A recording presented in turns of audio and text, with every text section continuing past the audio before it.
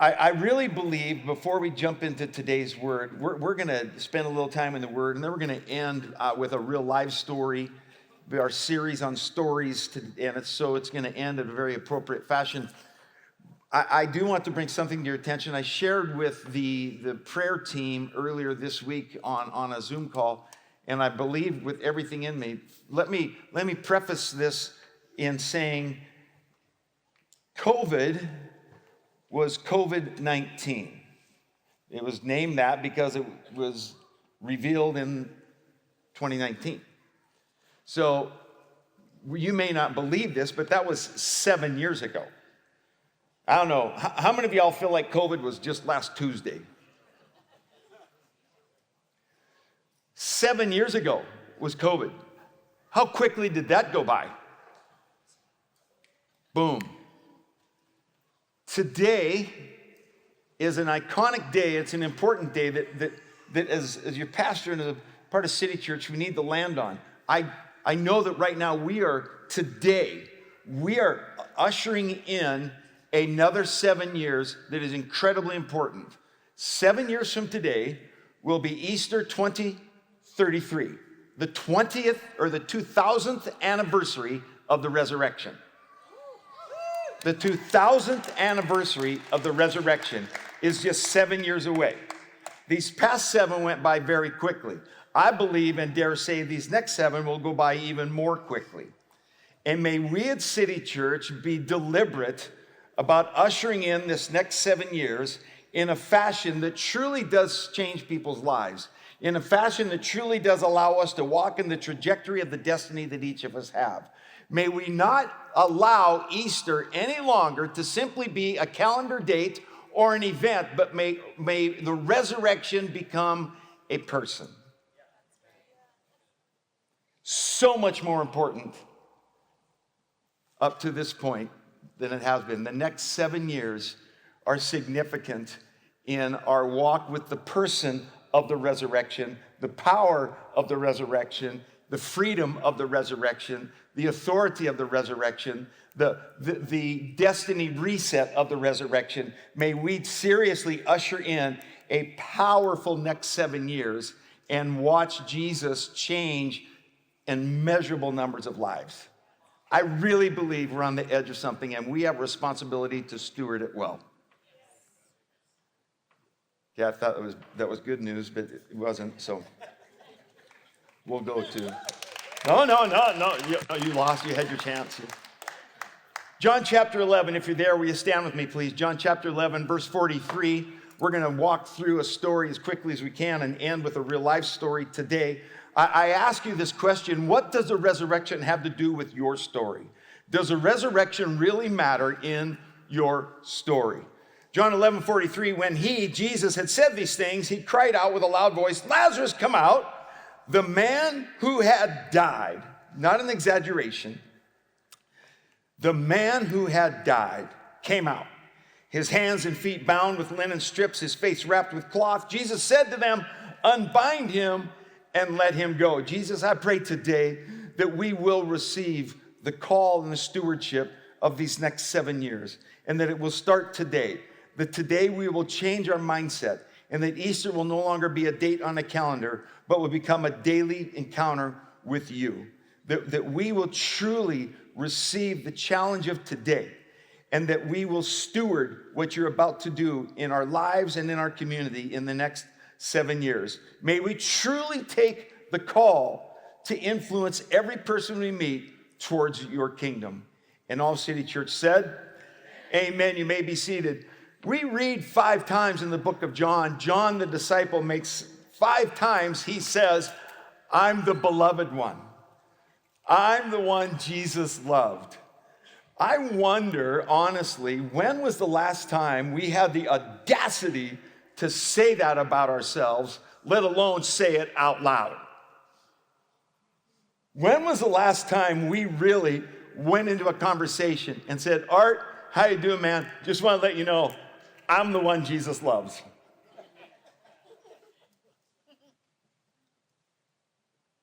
But I really think if we understood the power of the resurrection, that wouldn't be a difficult statement.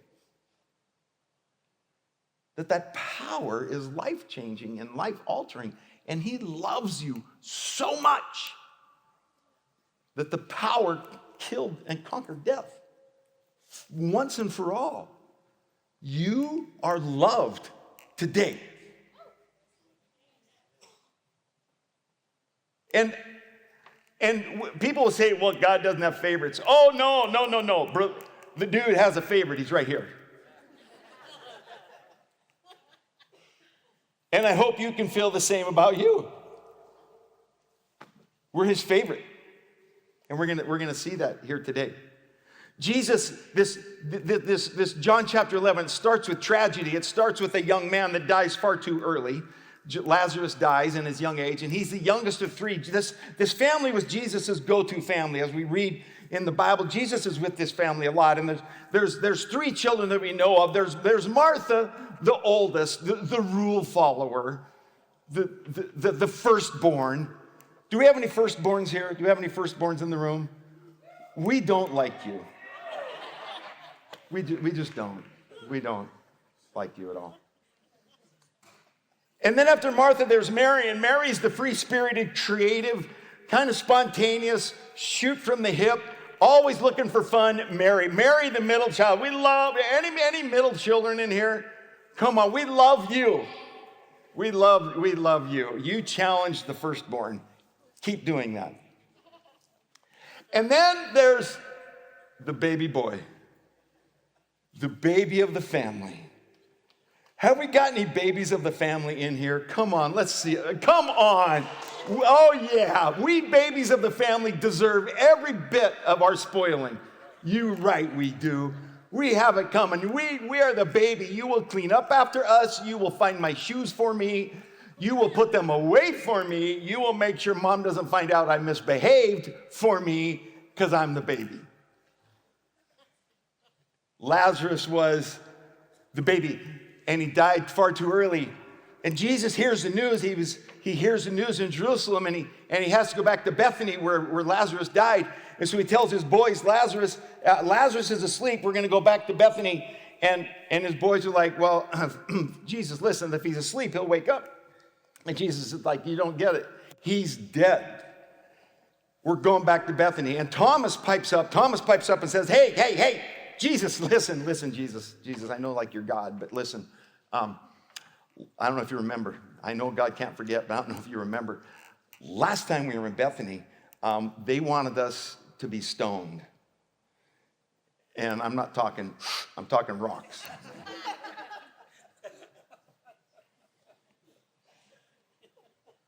Didn't go so well. Jesus is like, no, we're going back. But he waited 2 days. This story is surrounded with mystery and scene changes as we walk through it. So Jesus goes back, and when he starts getting back, Martha, the rule follower, finds out that Jesus is near. So she runs to Jesus and says, Jesus, let me explain the rules to you. The rules are, Jesus, look, you could have prevented this, Jesus. Let me explain that to you. Jesus makes a statement to her. He says, I'm going to tell you something. Watch this, please. He says, I am the resurrection and the life. See, that statement is so important because I think most of our Christianity stops at resurrection and doesn't really live the life that should come afterwards. The abundance that the resurrection brings to us, the freedom that the resurrection represents for us, the joy, the peace. We're really good. Aren't we really good in Christianity of saying, I believe in the resurrection, but I don't know if my life reflects it. Jesus says, I am the resurrection and the life. And then in verse 26, he says, everyone who believes in me will never die. And then he asks a compelling question. Do you believe this? Because see, our behavior reveals our belief. It's an important question. And then there's a scene change. He goes from meeting with Martha to he meets Mary. And Mary goes to find Jesus, and she brings the crowd with her, and they find Jesus. And when Jesus finds them, when they encounter, Jesus sees the emotions of this crowd, and it says that he grieved deeply. He grieved deeply. The Message translation says that there was a deep anger that welled up in him. This deep anger. He was deeply moved.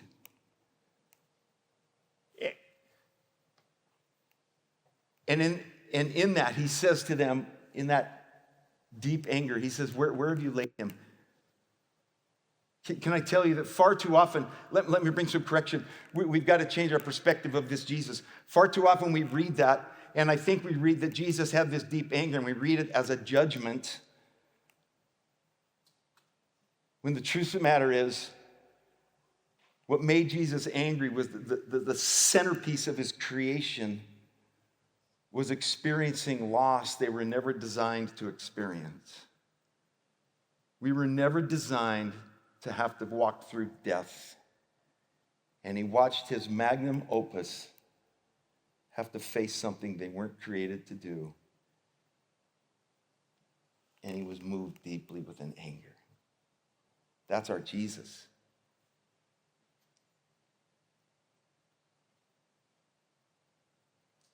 To me, that's refreshing.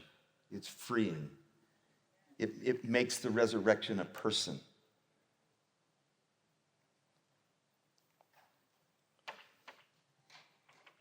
Then there's another scene change. Verse 38 says, and Jesus deeply moved again, or had that anger welling up in him. He came to the tomb. It was a cave, and the stone lay against it. And Jesus said, take away the stone. Mary and her sister Martha said to him, he's dead, Lord. By this time there'll be an odor. He'd been dead 4 days. Jesus said to her, did I not tell you that if you believed, you would see the glory of God? So they took away the stone. Jesus lifted up his eyes, and here we are where we started. When he had said these things, he cried with a loud voice, Lazarus, come out. And the man came out, and his hands felt bound, and his linen strips, and his face wrapped with a cloth. Jesus said to them, unbind him and let him go. I wonder, in the middle of this crazy emotional story, does the resurrection help write yours? We read the emotions of two sisters who said, you could have prevented this. It's interesting that they knew he could stop death, but they didn't realize that he could raise the dead. And in their emotion, it's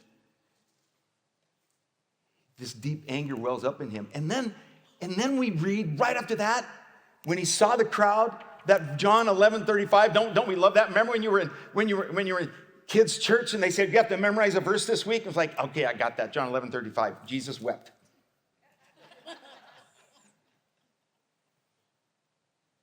But these emotions, these sisters and the crowd and the weeping and Jesus with anger, and then Jesus wept, and that wept is not slight emotions with tears. That wept is there was a deep, bitter weeping.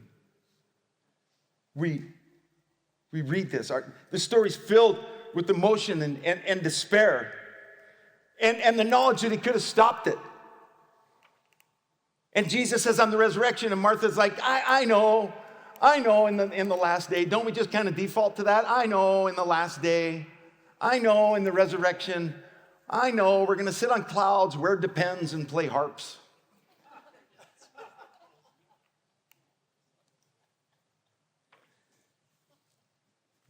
But does the resurrection do anything for me? Is the resurrection simply, I went to church, we sang some great songs, but I left with nothing. It feels like my life is still discouraged. I still have to face what distraught me before I came in. I still don't have a job. I'm looking for a job. My family's a mess. Pastor, I don't know if Easter really affects my Monday through Friday. I mean, I came in, we dressed up, we ate some candy, we had dinner, the family came over, checked the box, see you next year. It was meant to be so much more than that. It was meant, and Mary and Martha knew that. I think in this moment, I think today where Mary and Martha were at the loss of Lazarus, I don't think pastels and candy and the celebrations satisfied the brokenness.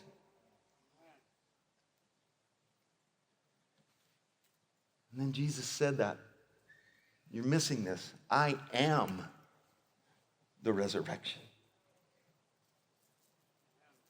Didn't we hear the words, I am, somewhere else? I am.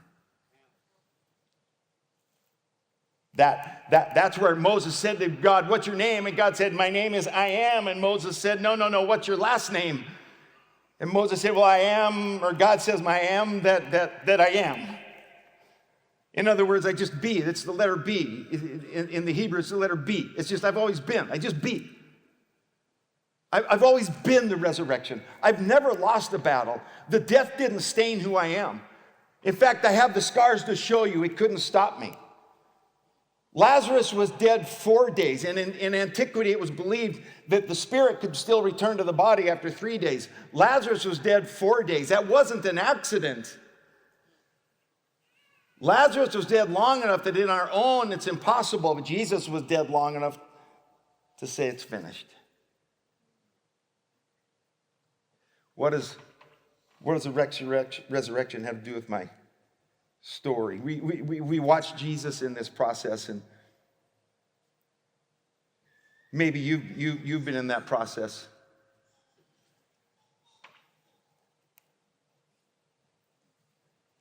What do we do when Easter doesn't really hit?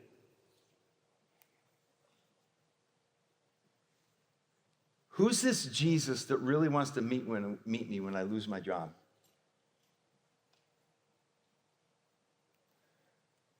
Who's this Jesus that wants to meet me when I disappoint my children?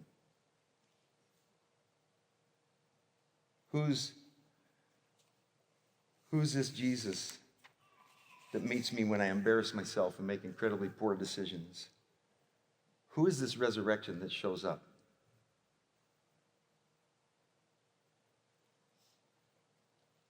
Who is this Jesus that we talk about? We kind of hedge back, don't we? We don't really give him all, because what if he doesn't show up for 4 days? Or we have that conversation with him. Jesus, remember I went to church. I was going to church. Jesus, I said my child would be healed, and they didn't. I started serving you, and I still had bankruptcy.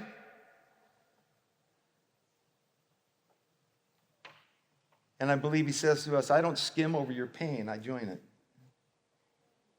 I get angry for you, and I weep with you. Because the resurrection should be writing my story. But in church, we're really good, aren't we, at Christianity? When someone is going through something, what's our advice? Oh, just pray. Buck up.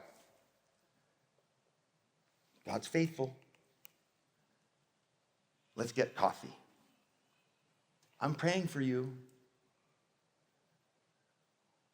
We don't know how to handle those situations, so we skim over them. And Jesus says, listen, I'm going to fix it, but I'm not going to skim over where you're at.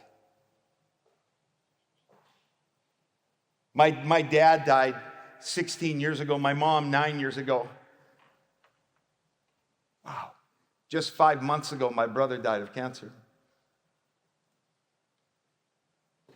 You know what I don't need? I don't need to be told, you're going to get through it. Buck up. No, I need someone that joins me in my pain. I need someone that will be upset that I feel pain and will weep with me. That's the resurrection. That's how it helps write my story. I ask the questions, trust me. God, where were you when MRSA took my dad's life? God, where were you when dementia stole my mother's personality and eventually ended her life? Where were you when an older relative molested me? Where were you when my brother died of cancer? Where were you? And his answer was, I was right there where it smelt. I was right in the stink of death. It was right there. where we started, John 11:43. It says, when he'd said these things, when Jesus had said these things, he cried out with a loud voice, Lazarus, come out. Now, I'm convinced that Jesus had to make it specific. He had to say, Lazarus, come out. Because if he'd have just said, come out, all the graves would have opened. Like, no, wait, y'all go back. Just Lazarus. Sorry, my bad. Lazarus, come out. The man who had died. Oh, come on. Have we not all been there? Ready to quit? Feel like no one believes in us? Throw in the towel. Can't look at my children one more time because I've hurt them so deeply. I don't know if I can get through today, let alone 7 more years. Come on, Pastor.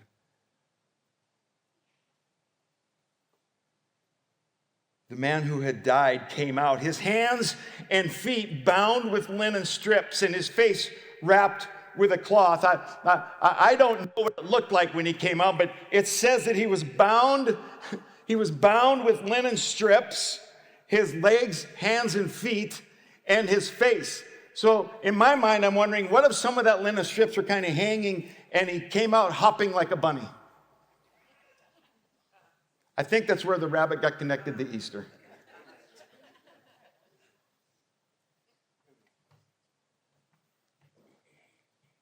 And then he gives us an instruction. And he gives us this instruction because the power of the resurrection is in you. It's working in you so that you can unbind him and let him go.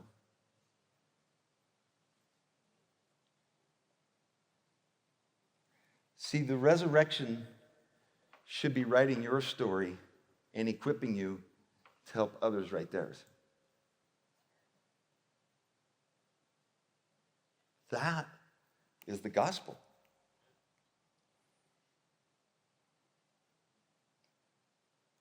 Miguel, if you and Ishmael would come up.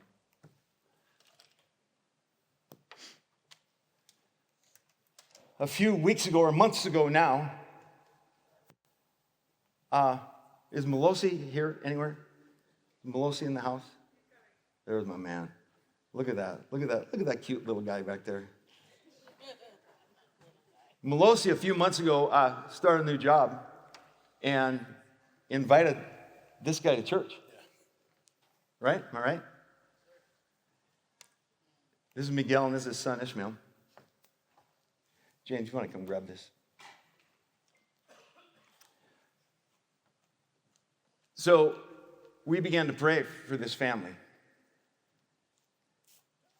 Tell us your story.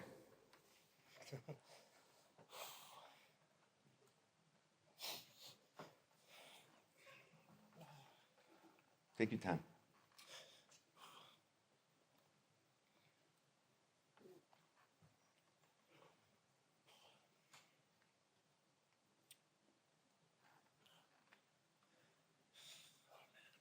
It's all good, Bo.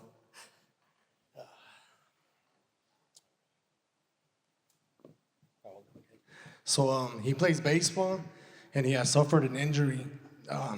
We didn't know the severity of it, but as a stubborn teenager, he took 2 weeks off. He wanted to go play again, so he took 2 weeks off baseball.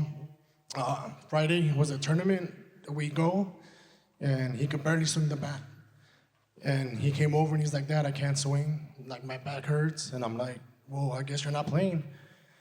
So he sat in that dugout the whole game, and I could see the pain in him. And he just kept coming over, and he was like, it hurts really bad. So me and my wife were like, what do we do? You know, it's Friday night. To get an MRI is going to take weeks. So 2 days later, which is Sunday, we drove to Mexico, and they did an MRI, and the diagnosis was a lot worse than we expected. He had a scoliosis, inflammation, arthritis, and a slight fracture on his lower spine. So the doctors are minimum 6 to 8 months he's gonna be out, let alone live a normal life. If the secondary MRI comes out, He's gonna need surgery to even live a normal life. Wait, now he's 15, right? 13. 13. Scoliosis, arthritis, the whole thing. Yeah. 13. So as parents, you don't want to hear that. You know, he plays baseball. He loves baseball. And when I refused to give up and believe that miracles were going to happen, but thanks to Melosi, he was like, come to the church. You know, they had talked about the cancer stories that were happening here. And he was like, come and they'll pray for you and he'll be healed. So I told my wife, and we're like, hey, we're going to go to church and he's going to be healed. I believe he's going to be healed. So as that service was meant for us, because you went from, I guess after praising, you're like, we're going to cut it short right now. And if there's somebody with fear,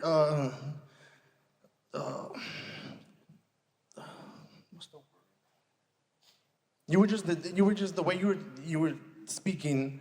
I told my wife, this is for us right now. So you're like, come to the altar call. We waited. Out of all people, you prayed for us, and you told us what's gonna happen. As you prayed for him, you said, later on tonight you're gonna be healed. So after the prayer, we go sit down, and my wife has his hand on his lower back, and like we could feel heat and just something moving in his back, and she was all like, "Do you feel that?" And I felt it, and I believe it. I know it was the Holy Spirit already working. So I got home and I told her, like, all these medicines that they prescribe, we're gonna throw them away. I know he's healed and I know he's gonna be better. 3 weeks later, they go do a second MRI and the doctor said he's clear to play baseball again.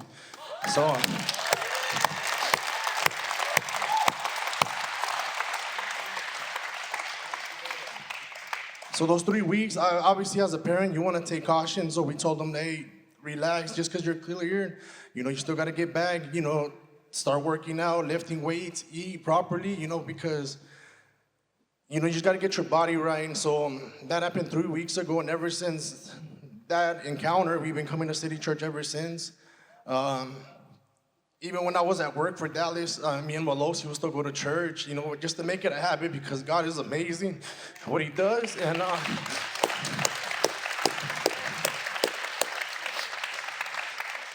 I know he's working in our family, and I just want to give the church a big thank you for allowing us to speak his testimony. And next week he'll be playing in his first tournament after he got told that, you know, 6 to 8 months he was going to be out. So, You want to add anything?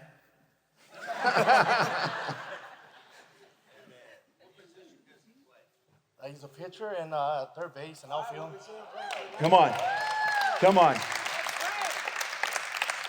See, this is the resurrection at work. The resurrection at work in someone that listened to an interruption that made an invitation that created an opportunity to heal a 13-year-old young man and be able to live his dreams.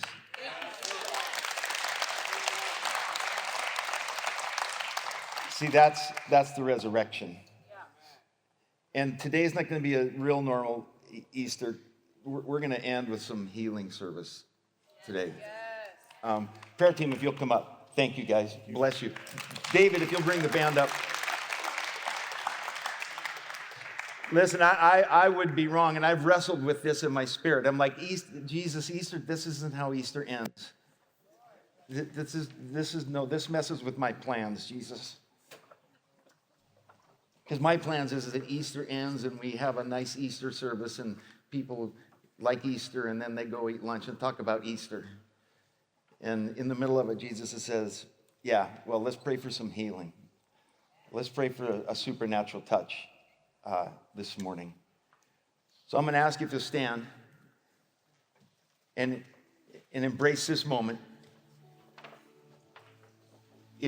If you need healing today,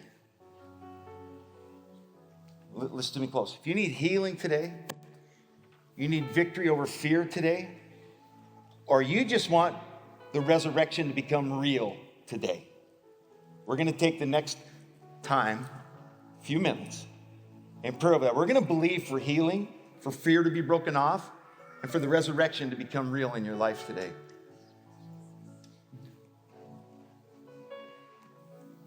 It's rare you will hear me say, God told me. I feel like he leads me. I feel through conversations and songs and reading and circumstances of life that I'm following him. It's rare that I can say, God told me. If you've been around very long, you may not have ever heard me say that. I will tell you this, God told me he's going to heal some people today. Come on. There's healing today. And the way that I know that that's true is because I'm really uncomfortable right now. But we're gonna obey. And we're gonna usher in this next 7 years with miracles. Yes. Of healing, of fear being broken off, and of the resurrection becoming real. Come on. Will you join us in a bit of worship?